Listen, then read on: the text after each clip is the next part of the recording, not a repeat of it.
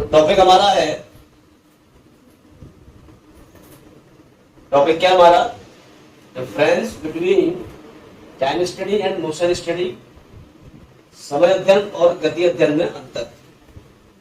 याद है मुझे, सबसे पहला जो इन दोनों में डिफरेंस पाया जाता है, टाइम स्टडी में क्या होता है कि ये जो स्टडी है या ये अध्ययन है, तो ये ज्ञात करने के लिए की जाती है कि कार्य करने में कितना समय लगेगा।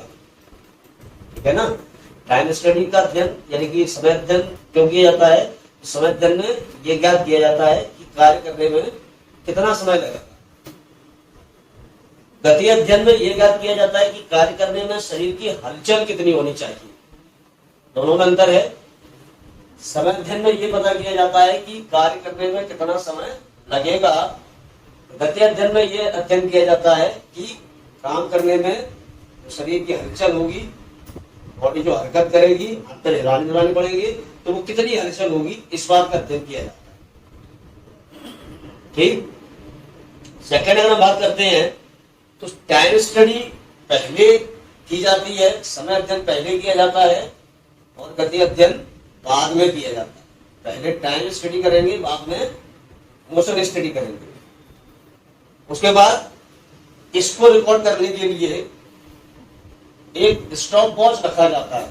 स्टॉप वॉच मतलब जो घड़ी आती है, जनरली आपने देखा होगा कि जब कोई रनिंग करता है, दौड़ लगाते हैं, तो टाइम देखने के लिए हम लोग क्या करते हैं, स्टॉप वॉच रखते हैं। वो 0 से स्टार्ट होगा, जहां से आप स्टार्ट करोगे और जहां एंड करोगे वहीं वो एकदम बंद कर देंगे। स्टॉप वॉच घड़ी का यूज किया जाता है तरीके से। ठीक है ना। जबकि मोशन स्टडी यानी कि गति अध्ययन में क्या होता है कि इसमें कैमरों का यूज किया जाता है। कैमरे लगा दिए जाते हैं और उसके बाद देखा जाता है कि कौन कितना काम कर रहा है, कितनी हलचल कर रहा है, बॉडी कितनी, उसके हाथ पैर हिल रहा है, इससे स्टडी की जाती है। ठीक है ना। पहला डिफरेंस आपका क्या हो गया कि समय अध्ययन में इस बात की अध्ययन की जाती है, टाइम स्टडी में ये स्टडी की जाती है कि किसी कार्य को करने में कितना समय लगेगा। गति अध्ययन यानी मोशन स्टडी में ये स्टडी की जाती है या ये अध्ययन किया जाता है कि किसी भी काम को करने में शरीर में कितनी हलचल होगी। समय अध्ययन पहले किया जाता है, गति अध्ययन बाद में किया जाता है। जो आपका समय अध्ययन है, इसको रिकॉर्ड करने के लिए क्या होता है, एक टाइम वॉच होता है, वॉच टाइम सॉरी, तो उसको रखते हैं। ठीक। और गति अध्ययन में क्या करते हैं, इसको रिकॉर्ड करने के लिए कैमरे का यूज करते हैं। इसमें यानी कि टाइम स्टडी में जो श्रमिक है यानी कि लेबर, उनके जो आवर है या डे है यानी कि घंटे हैं या दिन है, उनकी कैलकुलेशन की जाती है कि लेबर या श्रमिक कितने घंटों में, कितने दिन में काम कर रहा है।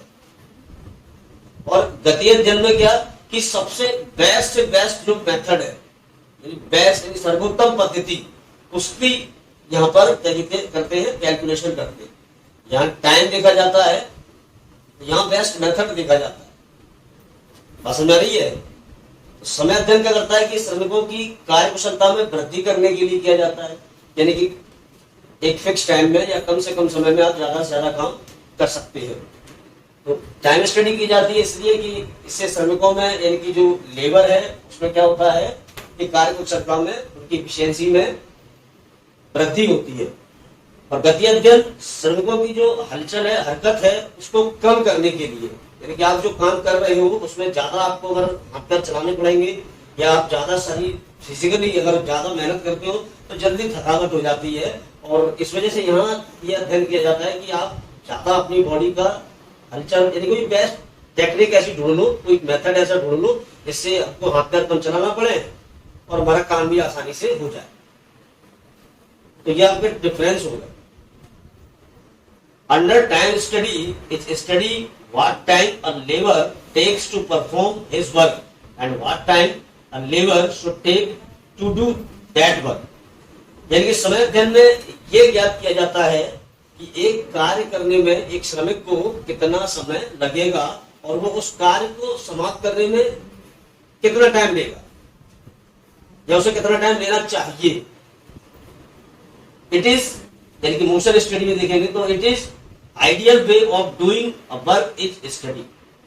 तो गति अध्ययन में क्या स्टडी की जा रही है कि यहाँ पर जो आप पद्धति अपनाएंगे, यानी कि जो मेथड अपनाएंगे, जिसमें आपके शरीर की जो हलचल होगी, बॉडी आपकी हरकत करेगी, यानी कि हाथ पैर हिलाएंगे दबाएंगे काम करेंगे, तो वो आपको कम करना है। तो ऐसा कौन सा मेथड अपनाया जाए जिससे क्या होगा कि आपको शारीरिक मेहनत कम करनी पड़े और काम ज्यादा हो जाए। Time study is done at first, motion study is done after time study. यानी कि समय अध्ययन पहले किया जाता है और समय अध्ययन के बाद में मोशन स्टडी का अध्ययन किया जाता है, गति अध्ययन किया जाता है। Here the apparatus used is stopwatch, is made record. Here a camera is used. यहाँ पर stopwatch यूज किया जाता है और यहाँ पर कैमरा यूज किया जाता है। In the time study, working hour and days of labor are measured. यानी कि लेबर का टाइम और जो डेज है वो मेजर किया जाता है, घंटे और दिनों का अनुमान लगाया जाता है या पता किया जाता है कि कितने घंटे या कितने दिन में वो काम कर रहा है। The aim of motion study to study ideal method of work, यानी जो सबसे अच्छी पद्धति है उसको पता लगाया जाता है गति अध्ययन में। It is intend to increase the efficiency of labor, यानी कि समय अध्ययन efficiency बढ़ा देता है लेबर की, कार्य कुशलता को बढ़ाता है। Its object to minimize the movements of labor, श्रमिक का जो मूवमेंट है, श्रमिक का जो मूवमेंट है यानी कि वो जो काम कर रहा है, शरीर बॉडी जो फिजिकली जो मेहनत कर रहा है उसको मिनिमाइज करना, उसको कम करना इसका ऑब्जेक्ट होता है।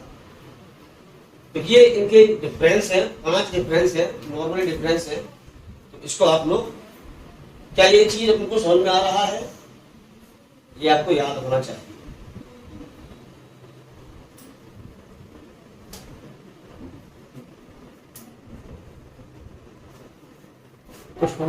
तो पूछना है क्या किसी को?